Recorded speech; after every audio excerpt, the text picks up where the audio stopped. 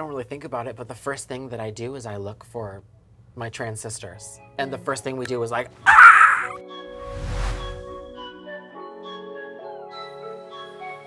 Hi, I'm Nicoletta Heidegger, and I'm a sex therapist. hi there, I'm Daisy Taylor, and I am a trans adult star. And we are back with some quick advice. Yes. I'd love to chat with you a little bit more, so tell me what's going on. Yes, I thought of something decent. Obviously, I am a young trans performer. I spend a lot of time in spaces. Hot one? You're all hot. Thank you.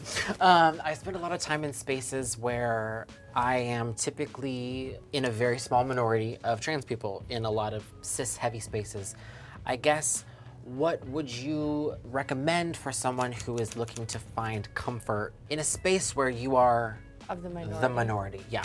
Yeah, well, firstly, thank you for asking, and I kind of want to say that I'm a big fan of the, like, nothing about us without us thing, Yeah. and I want to name that you're asking a cisgendered person. If you don't know what that is, look it up. And so, to me, most of the answers are going to come from your very wise trans brothers and sisters and humans.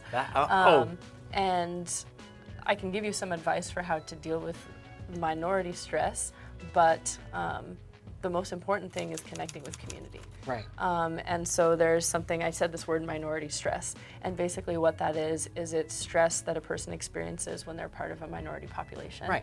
And what that looks like is, you know, we all deal with day-to-day stress all the time. Totally. But folks who are part of marginalized groups, especially if they are at the intersection of many marginalized groups, just like getting up and existing and being in the world day to It can day be hard sometimes. takes a lot of resources to just exist.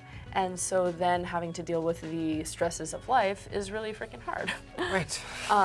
Right. But research shows that the key to minority stress is community. It's community support. And so finding your people, even if it's small community, and I guess it doesn't necessarily have to be in adult spaces, but there are people who have, you know, begun, not just begun, but who have paved the way in the space and are continuing to create new change. And so finding your people, finding your community within and without the you know, greater adult space, to me is the main key. And like I said, I think most of the revolutions in our world and our country that have created progress were usually started by trans people of color, and people of color in the LGBT community. And so I feel like you have the answer, but I'd love to hear how that lands for you. Honestly, I mean, amazing response. For me, I think it lands in an amazing place because, again, you keep giving me things that I don't really think of, but you're right, there is so much comfort and safety in community. And again, that's something that I don't really realize in these adult spaces where we're going to award shows or public events.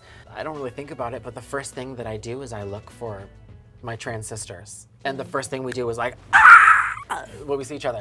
So, yeah. And does that like feel better for you when you arrive in the space? Yes, because I think for the longest time, at least for me, I was one of the only trans people, especially in adult spaces, for a long period of time at a lot of public events. So getting to see other trans women and trans men and getting to kind of like, let's breathe. Okay. It kind of opens the door for you to like, all right, we can all recognize that this is stressful. Take a moment, we'll be good. Yeah, and just for like outside of adult spaces, I would say like two of my favorite trans activists who have some great books that I would recommend. They're both dear friends and colleagues. One's name is Alok, and another is Jacob Tobia. They have great books about this and kind of support and challenging gender ideals and things like that. So in addition to community within adult, just I think broader community to have in your just as your people. Yeah, I just want to say too, like, thank you in your response for taking your time. Obviously, I know I don't need to thank you, but thank you for taking your time to lift up the trans people that you know and to give their time and, you know, to give the credit kind of back. That's very kind. Well, it's just the truth. Yeah, I appreciate it. Thank you for being here with me, Daisy. Of course. I hope that's helpful, and I hope you get time to connect with your community today. Thank you. I appreciate it. You've given me many a thing to think about. And thank you all for tuning in. And regardless of what is going on with your identity, invite you to find your people, find your community. That is key. We are social beings, and we need to have that to exist. Right. Thank you. Thank you.